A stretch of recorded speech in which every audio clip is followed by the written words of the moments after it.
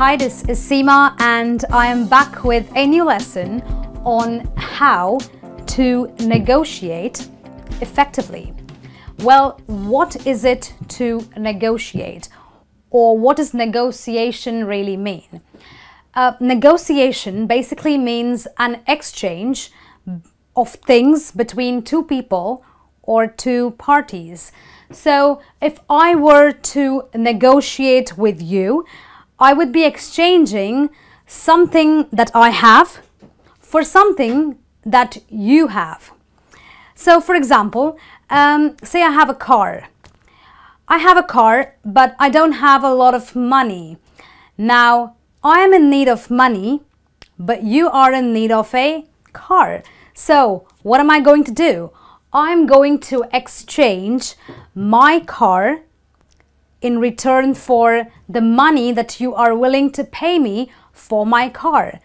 So the talks that follow, depending on whether we like to exchange the car for the money, is what negotiating is all about. So negotiating, shall I say, is making a deal.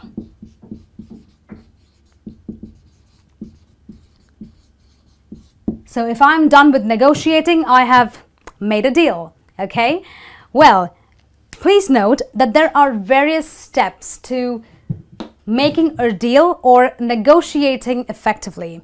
The first one is decide on your break-even point. What is a break-even point? A break-even point is basically the lowest amount, or shall I say the cheapest price.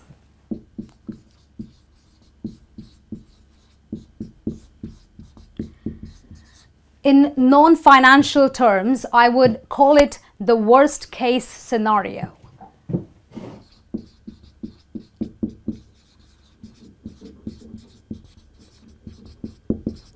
So when you are trying to exchange something that you have for something that someone else has, you've got to decide on what is the lowest amount, the cheapest price, or the worst case scenario you are willing to accept before making a deal, or before saying, yes, I'm willing to take that and give you this.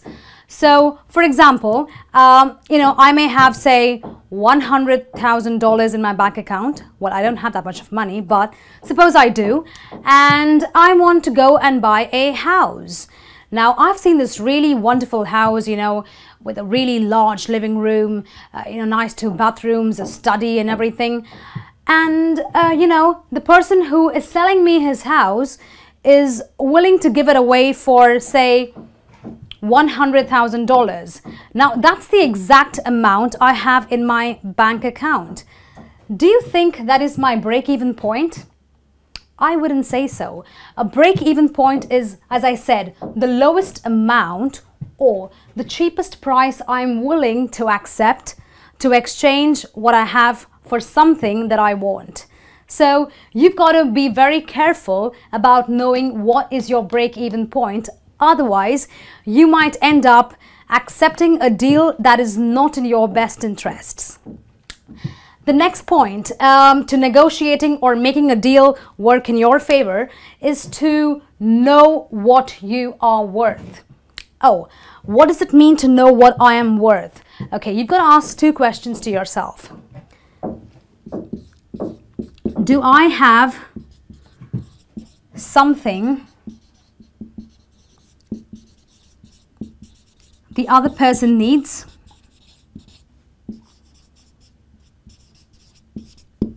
Question number 2.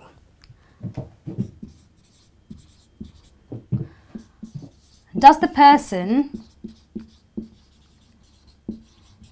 need me more than I need him? So when you know what is your worth, you are in a position to negotiate more effectively. So suppose I am a jewelry vendor. So I am trying to sell very rare diamonds, say for example, or really rare pearls, which, are not very common in the market these days. Now, does that put me in a position to bargain more effectively? to make a deal work in my favor? Yes, it does, because now I have something that the person needs. In fact, the person who is buying something from me wants it more than I want to sell it. And that puts me in a better position to negotiate more effectively. So when you are trying to negotiate a deal in your favor, always try to know what you are all about, what you are worth. And the next point in making a deal or negotiating effectively is to shop around. Now, a lot of people, when they are trying to get a deal, they rush into it. They just want to get something, as fast as possible. They want to buy a car. They go to the first shop and, just strike a deal. But that's not the way you go about it. You've got to shop around. So say you are buying a phone contract. You buy phone contracts these days. So you have various network providers offering you phone contracts with a certain amount of allowances. But before striking a deal with one network provider, I would advise you to shop around. Go to 7, 8, or maybe even 10 different network providers. Ask for the prices. Now, when you are aware of the prices all around the market, when you have shopped around properly, then when you are in a position to strike a deal or make, negotiating very effective for yourself, then you have the upper hand, because now you know the prices. And when you quote the same prices to the person you are making a deal with, that person mostly will always compromise, because no one wants to lose, business to somebody else. So if I were to tell, say, a company like Vodafone that I want to join, say, O2 because O2 is giving me a lesser price, they might compromise just a little bit because they don't want to lose business to their competitor. Well, I don't know if you've noticed, but the 3 points we just went through were tips to do something before you actually started the negotiating process. Well, once you are at the negotiating table, this is what you're going to do, okay? So the first point is to open extreme. Well, what is it to open extreme? It basically means to start high or quote the highest that you can possibly quote. So if you are going for a job interview and they ask you as to what salary you are expecting, if you are expecting, say, around $200 a week, okay, that's something that you are all right with. You might start with, say, $350, because when you start high, you are most likely going to be negotiated to a lower level. So it's very important to always open extreme. Start at the highest level you can possibly go up to. Now, be aware that when you are trying to open extreme, don't make an exceptionally outrageous request. So don't start at, say, like $1,000 if your job is not really worth that much. So decide on what you can open extreme with. Let it be, logically high enough, but not outrageously high. Okay. Now, the next one is to use silence.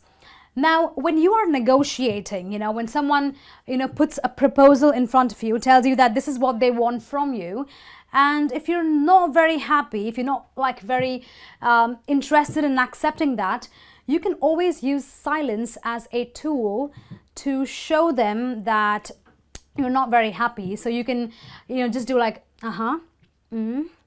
your body expressions, your body gestures, all of these things can make the person a little uncomfortable, and then he might end up, saying something or offering you something, a little bit more than what he previously offered you. Now, this does not work all the time, but to use silence, you can, make use of certain body gestures or, certain expressions which show that you are not all too happy with what has been offered, and that may, make the person in front of you end up offering you a little bit extra. Okay, and the next point is to never ever feel rushed. Well, most of you who have negotiated or who negotiate on a very regular basis know that making a deal or negotiating is a lot of hard work. It's a lot of hard work. It takes a lot of time. So the key to getting a good deal or to negotiating effectively is patience. Sometimes you can negotiate for hours and hours and not come anywhere close to getting a good result. But if you have patience, you might just get what you're looking for. So if you negotiate or try to make a deal by being very, in a hurry, then you may not get the best results. So the key is to always be patient. Wait for the chance to get a good deal and negotiate the best that you can get. Well, once you've spent, say, a good amount of time negotiating or trying to make a deal work in your favor, and once you're almost there, once you're almost, made that deal that you bargained for, then you are in a position to ask for something extra, for a little bit extra. Now, for example, I have gone to work in, say, a wine shop or a winery, and they are ready to pay me 200 pounds, which is like a lot of money for a person like me for a week. Okay, but after getting the deal for 200 pounds, I might just ask them for a little bit extra. I can say, okay, you can give me 200 pounds. I'm okay with that. But if you give me, say, a wine bottle along with that, I'd be willing to accept the offer.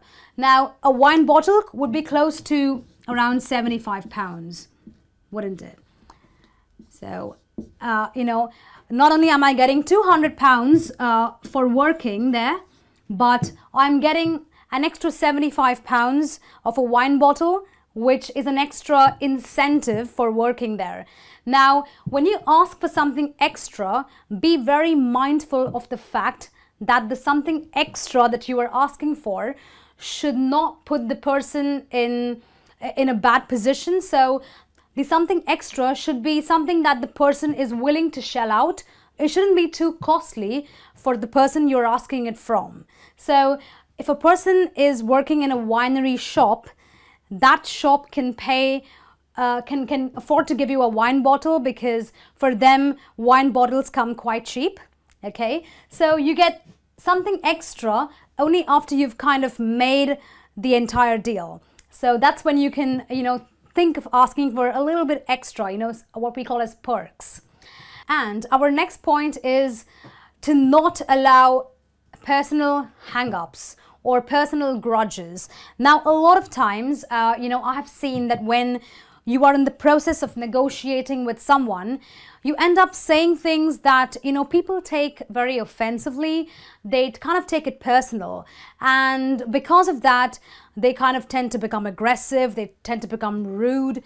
And the entire process of negotiation goes nowhere because you've allowed personal grudges to come in the way.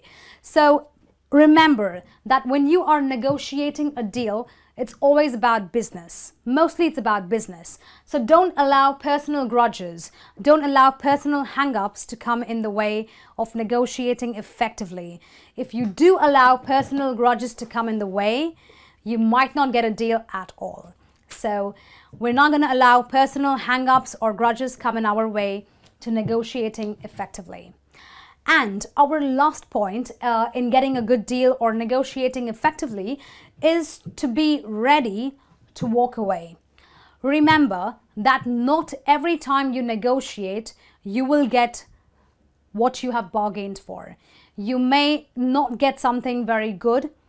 So in that case, you have to be ready to walk away. Do not accept something just because you require it so badly. Do not accept something just because you've spent 2 hours negotiating.